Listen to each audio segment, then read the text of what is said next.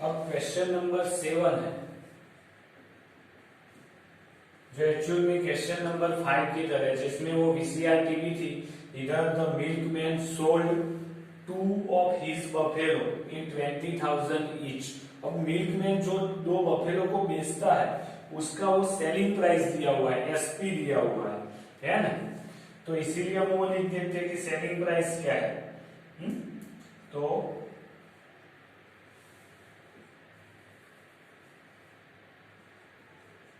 Selling price is equal to 20,000 rupees है। हाँ, 2 buffalo की बात है, तो ये फर्स्ट वन यानी इसको मैं ए पॉइंट देता हूं, और इधर जो दूसरा करेंगे जिसको मैं बी नाम देता हूं, ए और बी है। तो सेकंड है उसकी भी सेलिंग प्राइस तो दोनों की सेम है, 20,000 बराबर है। दूसरा क्या बोला है, on one he made a gain of 5%। एक में गेन करता है, देखो इसमें लिखते हैं कि गेन 5% करते हैं, जबकि दूसरे के अंदर क्या करता है, लॉस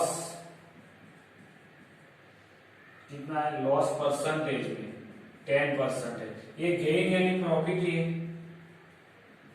एक में प्रॉफिट करता है, एक बफेलो को बेचता है तो दूसरे को बेचता है, तो लॉस करता है 10%। तो फाइंड द ओवरऑल गेन और लॉस, वो आपको ढूंढना है। अब आपको दिया हुआ है वो सेलिंग प्राइस एसपी दिया हुआ है, जबकि आगे वाला एग्जांपल था, इसके अंदर कॉस्ट प्राइस सीपी दिया था। तो हमको सेलिंग प्राइस दिया है, तो उससे हम परसेंटेज ढूंढ नहीं सकते, इसके लिए बेसिक उसकी कॉस्ट प्राइस चाहिए। तो हम कॉस्ट प्राइस को क्या करते हैं, एज्यूम कर लेते हैं, लेट कॉस्ट प्राइस बराबर let cross price of buffalo, cross price of A है ना, ए पॉइंट करके लिखते हैं बफेलो बराबर बी एक्स रुपीस, जबकि इधर let cost price of b buffalo be y rupees. दोनों की कॉस्ट प्राइस अलग अलग ले ली, यानी आपको सीपी है, ये दोनों के अंदर सीपी आएगा बराबर है। तो सीपी के ऊपर से ही आपको गेन और लॉस मिलने वाला है, तो 5% है प्रॉफिट, तो प्रॉफिट अमाउंट ढूंढ लेते, profit amount is equal to क्या आएगा, प्रॉफिट कितना है 5, किसके ऊपर, ओरिजिनल प्राइस के ऊपर x डिवाइड बाय 100 बराबर है ना। तो 5x डिवाइड बाय 100 आएगा, जबकि इधर लॉस अमाउंट तो वो कितनी आएगी, 10% है, तो 10 इंटू वाई डिवाइड बाय 100, तो यानी 10y डिवाइड बाय 100, या काट भी सकते हो आप, पॉइंट है तो x बाय 20 इधर आपको करना है, तो x अपॉन 20 आएगा, जबकि इधर y अपॉन 10 आएगा। ये अमाउंट यानी रुपीस आ गया। अब सीधी सी बात है, सेलिंग प्राइस वो क्या हुई, तो selling price equal to cost price plus profit होता है कि नहीं, तो SP is equal to CP plus profit. SP कितना है 20,000, सीपी कितना है एक्स, और प्रॉफिट कितना है एक्स बाय 20 बराबर है कि नहीं।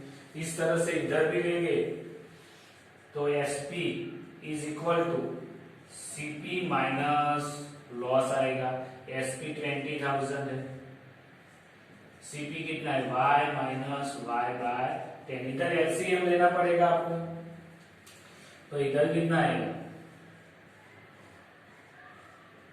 20x plus x divide by 20 आएगा, जबकि इधर 10y minus y divide by 10 आएगा। इसका मैं इधर करता हूं थोड़ा सा सिंप्लीफिकेशन, 20 इधर मल्टीप्लिकेशन में जाए, 20 इंटू एक्स तो कितना आएगा 21x is equal to 2 1 2 3 4 multiply 20, यानी आपका आंसर आएगा x is equal to 2 0 0 0 0 multiply 20 divide by 21, जबकि इधर 10y में से y जाएगा, यानी 9y is equal to 2 1 2 3 4 multiply 10, तो y is equal to 2 1 2 3 4 multiply 10 का एक जीरो एड कर देते डिवाइड बाय 9, तो ये y की वैल्यू मिलेगी, इधर आपको x मिलेगा।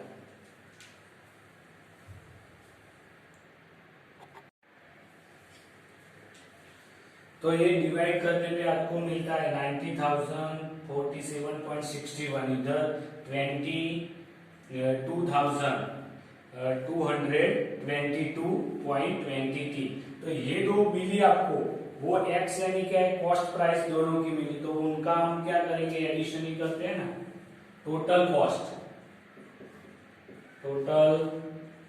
Cost is equal to x plus y है ना, x की कितनी आई 190,447.61 प्लस 2222.22, दोनों का एडिशन कर देते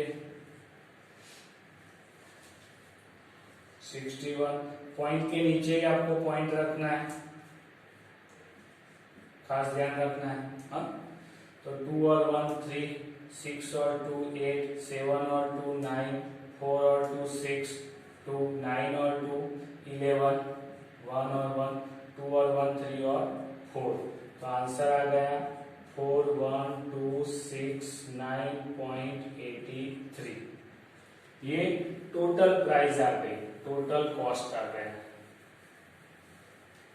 बराबर है ना, जबकि ये कॉस्ट कितनी है, जबकि सेलिंग प्राइस टोटल सेलिंग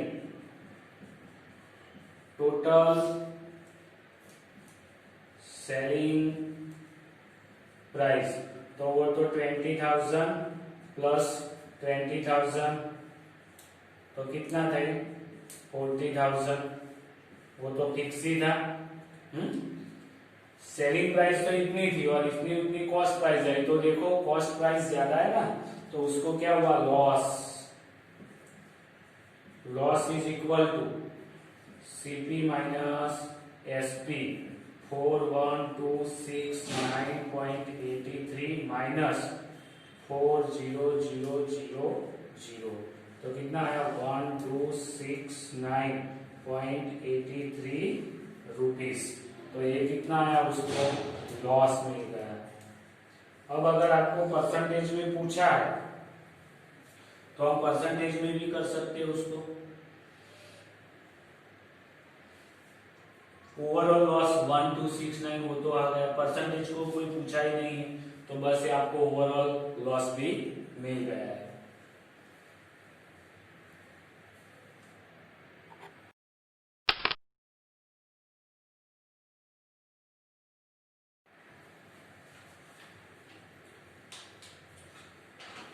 अब क्वेश्चन नंबर 8 है, जिसके अंदर आपको प्राइस ऑफ टीवी 30,000 रुपीज दिया हुआ है और जीएसटी परसेंटेज लेता है 12%, at the rate of 12%, find the amount that the Vinod will have to pay if he buy it. अगर ये विनोद बाय करता है तो उसको कितना पे देना पड़ेगा, तो जीएसटी परसेंट में तो जीएसटी का अमाउंट हम ढूंढ लेते हैं, तो amount of GST is equal to कितना है 12% ऑफ 30,000, यानी 30,000 डिवाइड बाय 100 बराबर है कि नहीं। तो 1 1 1 1 चला गया यानी 12 मल्टीप्लाई 30। तो ये कर देते हैं हम 30 और 12 0 3 1 3 2 जा 6 2 6 5 1 यानी 1560 रुपीस आ गया। इतना वो पे करने वाला है। अब तो उसकी टोटल अमाउंट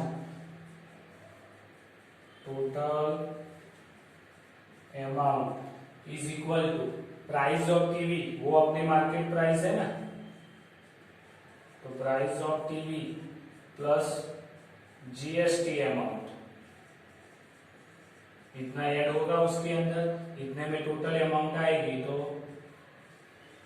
30,000 प्लस 1560 तो 06541 रुपीस। तो अगर Vinod will have to pay if he buy it, तो विनोद विल हैव टू पे